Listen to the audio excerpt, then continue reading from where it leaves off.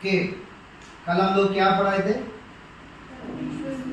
अगर परमेश्वर हमारे साथ बात करना है, परमेश्वर अपना वचन को हमको प्रकट करना है, तो हम क्या करना चाहिए, नहीं तो हम कैसे रहना चाहिए, हम कैसे रहने से परमेश्वर अपना वचन को हमको प्रकट करता है, कैसे रहने से हम इस बाइबल को समझ सकता है, कैसे रहने से परमेश्वर हमको इस वचन को या अपनी गहराई बातों को समझाता है। तो इस बात के लिए हम लोग कुछ विषय हम लोग कल पढ़े थे, है ना, बराबर नहीं? तो उसमें पहली बात क्या है? एहेजकेल किताब, उसका 2 अध्याय, पहला वचन से लेकर 2 वचन तक। वहाँ पर परमेश्वर ने एहेजकेल के साथ बात कर रहे।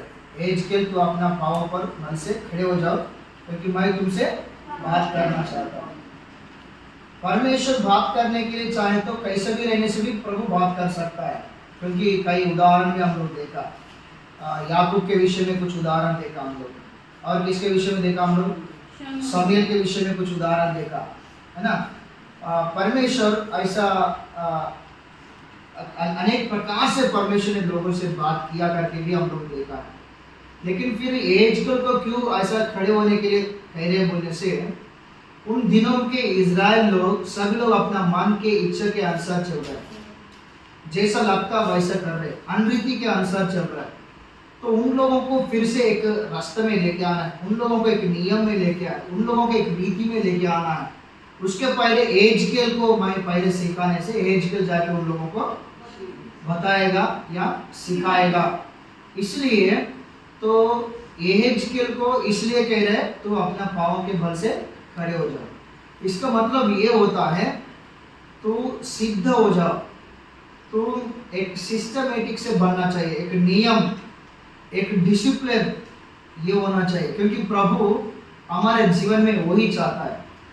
मैं और एक वचन बताया था, इफिसियों उसका 5 अध्याय 15-16 वचन में भी हम लोग पढ़े कि वहाँ पर निर्बुद्धियों के समान नहीं, लेकिन बुद्धिमान के समान चलना चाहिए करके।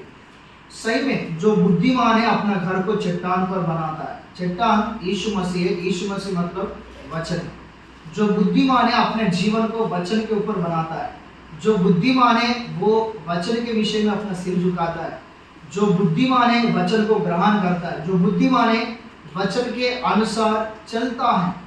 इसलिए प्रियो, हर एक व्यक्ति एक डिसिप्लिन के साथ, एक नियम के साथ, एक क्रम के अनुसार चलना चाहिए करके प्रभु का उद्देश्य है। हर बात में हमारा देखने में डिसिप्लिन, हमारा चलने में डिसिप्लिन, हम कपड़ा पहनने में डिसिप्लिन, एवरीथिंग इज फाइन। सब बातों में हम लोग एक डिसिप्लिन, एक नियम के अनुसार हम लोग चलना चाहिए। प्रभु ये चाहता है, क्योंकि वचन में लिखा गया है जहाँ पर क्रम दिखाई देता है, जहाँ पर पद्धति दिखाई देता है, जहाँ पर नियम दिखाई देता है, वहाँ पर पवित्र आत्मा कार्य करता है। क्योंकि हम लोग देखते हैं जब परमेश्वर ने एहेजकेल के साथ बताया, और एहेजकेल भी सिस्टमेटिक के साथ जैसा प्रभु के वचन के साथ उन्होंने खड़े हो गया, वचन में लिखा गया पवित्र आत्मा उन पर आया और उन्होंने परमेश्वर की आवाज को सुनने लगा। जहाँ पर नियम रहता है, जहाँ पर सिस्टमेटिक है, वहाँ जहाँ पर एक डिसिप्लिन, एक क्रम के अनुसार चलता है, वहाँ पर क्या काम करता है? पवित्र आत्मा। बताइए क्या काम करता है? पवित्र आत्मा काम करता है।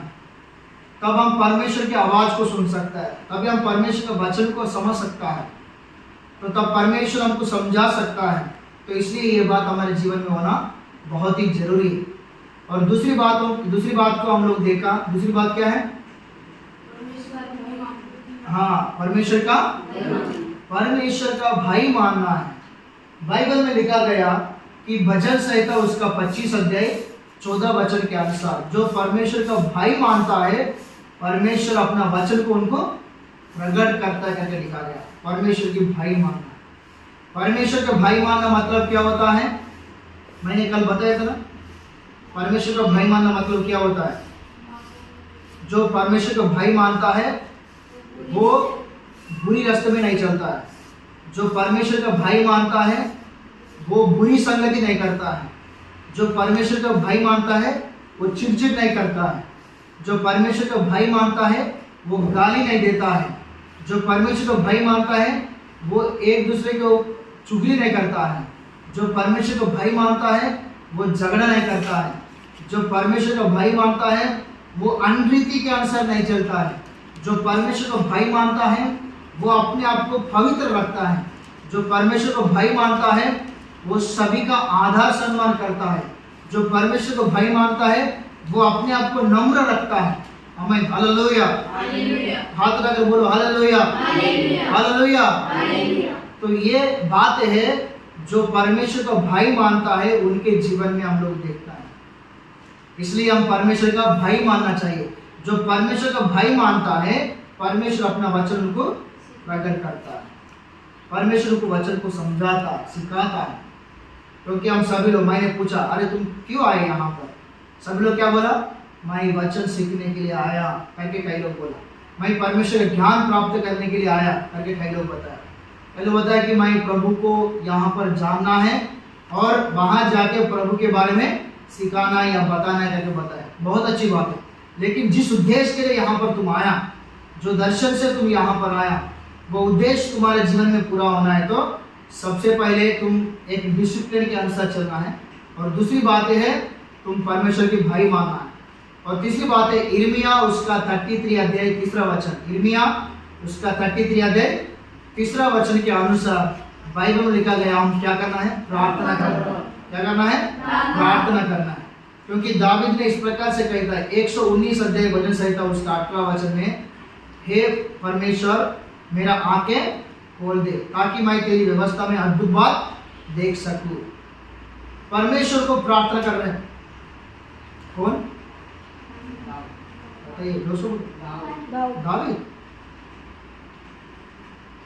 तो हम भी क्या करना चाहिए, प्रार्थना कर। और इर्मिया 33 अध्याय 3 वचन में भी क्या लिखा गया, मुझसे प्रार्थना कर मैं तेरी सुनकर बड़ी बड़ी बातें और कठिन बातें जिन्हें तो अभी तक नहीं समझता मैं तुम्हें बताऊंगा, सिखाऊंगा।